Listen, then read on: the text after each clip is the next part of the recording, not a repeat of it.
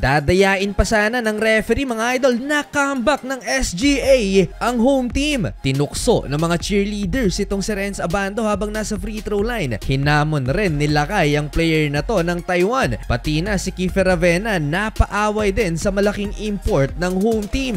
Red hot si Kiefer Ravena sa pagsisimula ng championship game kontra ROCA.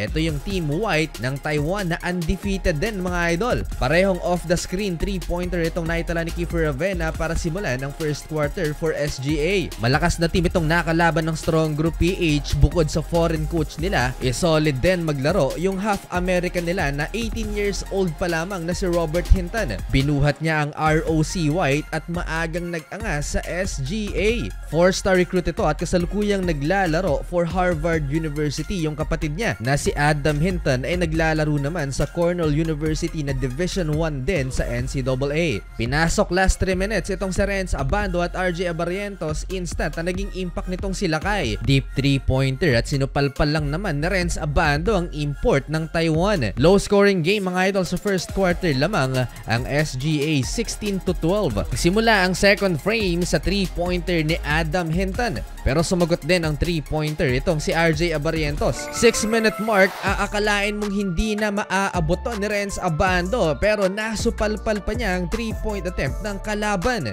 Bukod dyan, nilagay din niya sa foul trouble itong si Adam Hinton. Sabay nginitian pa ni Lakay. 2 free throws mga idol at grabe yung distraction kay Renz Abando. Todo paganda, lahat ng cheerleaders magmintis lang sa free throw line. Itong ating kababayan. Magandang indikasyon ito for SGA dahil nakakatatlong fouls na ang best player ng Taiwan. Umabot ng 10 points ang biggest lead ng Strong Group PH dito sa second frame. Nakasagot pa ang Taiwan pero itong si Tawan Agi and one play papatapos ang first half, 41-34 halftime. Simula ng third quarter, pinasayaw ng 18 years old si Kiefer Ravena, 43-38. Natapyas ng natapyas ang kalamangan ng Strong Group PH. Another one for Robert Hinton, 16 points na, 46-42. Nagtala din ng 3 ang kuya naman niyang si Adam na 21 years old. Daig pang veterano sa kumpiyansa mga idol. Nang ipinasok sa Renz Abando, dito na nagsimula ang matinding pisikalan. Another block for Lakay. Masyado namang naging buwaya itong si Chris McCullough, hindi gaanong namamasa sa kakampi dito sa third quarter. Kaya hindi magawang matambakan ng SGA ang kalaban. Di naman umatras si Kiefer Ravena sa sentro ng Taiwan mga idol dahil una siyang binangga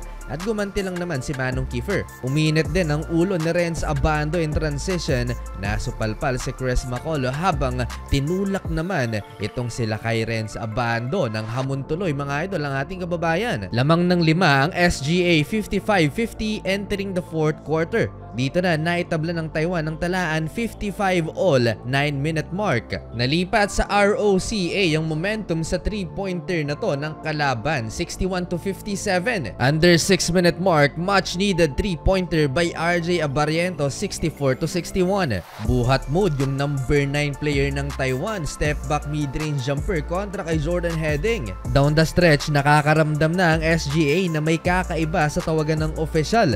Di na makapaniwala itong Strong Group PH sa mga nangyayari dito sa last 3 minutes ng fourth quarter. Sinolo na halos ng mga import nitong SGA ang laban sa fourth quarter at hindi na pinapasahan ng mga local players. Alat ni Chris McCullough kahit sa free throw hindi magmintis mga idol. Last 19 seconds, buhay pa ang SGA. Pasok ang 2 free throws ni Agi and Kiefer Ravena for the lead from the corner, 73-71. Hindi paligtas ang SGA dahil itong import ng Taiwan mga idol na ipasok ang putback layup na to last 7 seconds, tied at 73. For the win sana, Kiefer Ravena elbow mid-range jumper nagbintis overtime. Simula ng OT, RJ Abarrientos from the corner, 3-pointer bank shot. Di pa makapaniwala si Kiefer Ravena sa soft call ng official, pati si Coach Charles Chu napahawak sa ulo. Tawang-tawa na lang talaga si Kiefer sa nangyari mga idol. Halatang halata yung mga tawag ng referee mga idol. Dito sa overtime, hindi makapaniwala si Jordan Heading. Dahil sa mga free throws na itabla ng Taiwan ang talaan 78. Mahirap nang matalo sa kanila mismong sariling home court. Last 2 minutes na fouled out si Chris McCullough na tawagan ng offensive foul. Well fouled out din si Adam Hinton na offensive foul. Nag-hero ball si Kiefer Ravena mga idol last 1 minute, 1 turnover at isang crucial miss. Na-fouled out din last 14 seconds si Tawanagi. Foul game ang nangyari mga idol, wala ng 24 seconds sa game clock at dito nakaligtas ang SGA sa home team.